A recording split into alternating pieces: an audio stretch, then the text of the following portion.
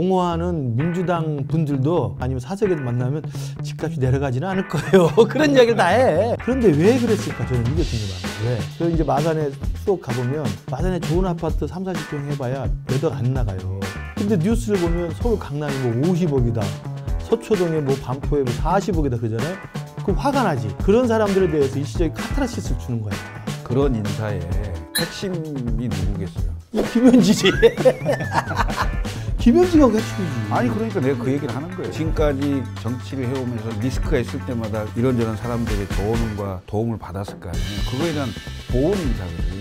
그 보온 인사를 가장 잘 할 수 있고 가장 관계를 잘 할 수 있는 사람이 누구냐.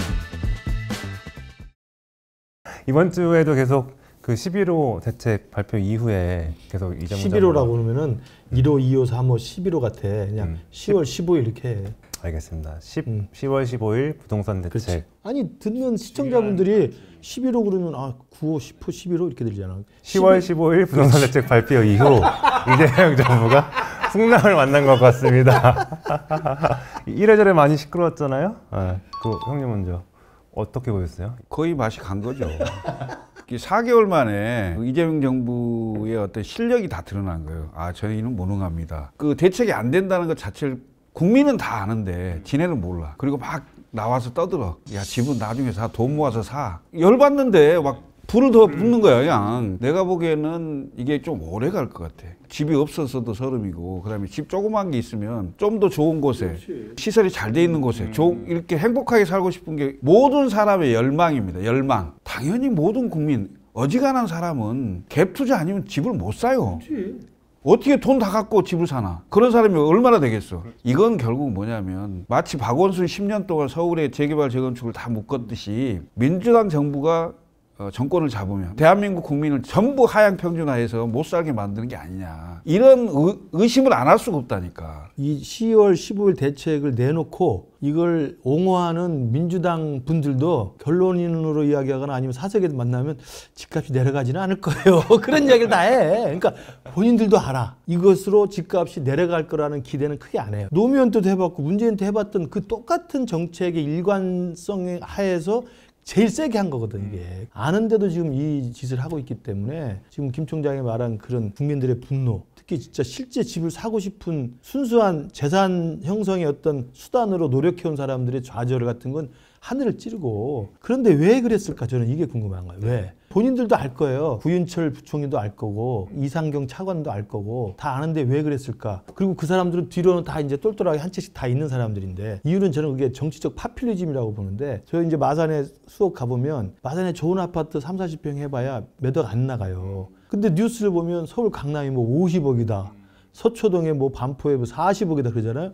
그럼 화가 나지. 그런 사람들에 대해서 일시적인 카타르시스를 주는 거야. 한 번씩 그 민주당 지지자들과 상대적 박탈감에 있는 그런 분들을 위해서 정치적으로 한번 그냥 카타르시스의 극약 처방을 한번 내려주는 거죠. 그러면은 그 수도권을 제외한 이제 비수도권의 그렇죠.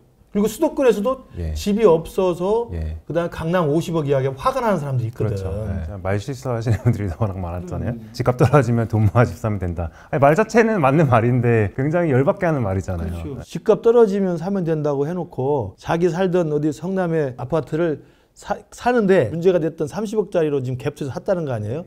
근데 왜 갭 투자를 샀냐고 따지니까 이걸 팔려고 그랬는데 시세보다 회복이 안 돼서 회복이 되면 팔려고 안 팔았다는 거야. 그럼 집값 떨어졌으면 팔아야지. 이런 사람이 나와서 너희들은 집값 떨어지면 살아 돈 모아서 이런 말 하니 정말 화가 대단하게 나는 거죠. 뭐. 이게 사과하면서도 뭐 아내 탓을 했다. 유튜브로 일방적인 사과를 했다라고 그렇죠. 또 논란이 더 커지니까 이제 용산에서도 그냥 사퇴를 시킨 게 아닌가 싶은 생각이 들긴 하더라고요. 자리에 안 맞는 사람이 온 거죠. 그분이 무슨 선출직을 해봤어요. 뭐 공직을 언제 해봤어요. 자기가 뭐라고 유튜브에 나와서 이러쿵 저러쿵 문제가 생기잖아요. 그냥 깔끔하게 다 잘못했다. 그래. 뭐 필요하면 내가 사퇴하겠다고 그냥 딱 정리하면 끝인데 자꾸 뭔 사족을 붙여요. 항상 무슨 상황이 생기면 국민이 기대한 것을 뛰어넘는 얘기를 해야 돼요. 국민이 기대하는 것보다 작은 얘기를 하잖아요. 그러면 하나만한 얘기야. 그건 해결이 안 돼요. 이 사람이 성남 라인이잖아요. 가천대 교수고 성남시장 때부터 자문을 했다고 그러니까 민주당 사람들도 이상경 차관의 그런 유튜브에서 잘못된 발언 그다음 사과할 때 진정성 없는 사과. 뭐 이런 걸 보면서 혀를 끌끌 차는 거예요. 이재명 패밀리로 이렇게 발탁된 사람들이 검증이 전혀 안 되는 사람들이야. 앞으로 이재명 정부 5년 내내 나는 폭탄처럼 이게 리스크가 될 거라고 보는데 정치인을 장관을 하거나 정치인을 대통령실 데려가면 정치적 과정을 통해서 훈련이 된 사람들이잖아요. 그러니까 전혀 그 관련 없는 사람이 갑자기 발탁돼 보면 말을 할 때도 이게 말인지 막걸리인지 구분 못하고 막 한다니까. 아니 문제는 그런 인사의 핵심이 누구겠어요? 이 김현지지.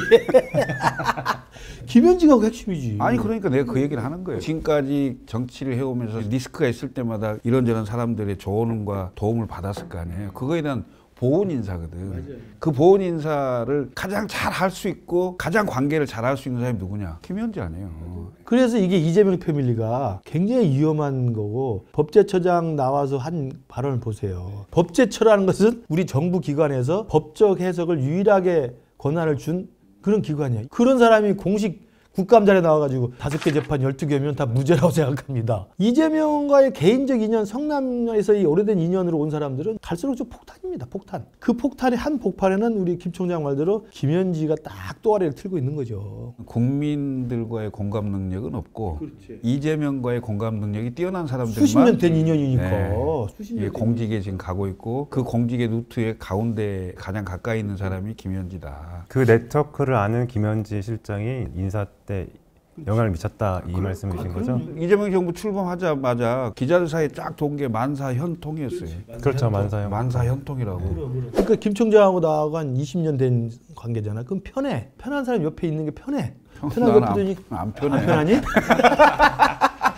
들은 좀 능력이 있는데 불편한 사람이 있어. 아니 이게 방송에서 편하다 해갖고 나중에 뭐 되면 안 시켜주잖아. 나.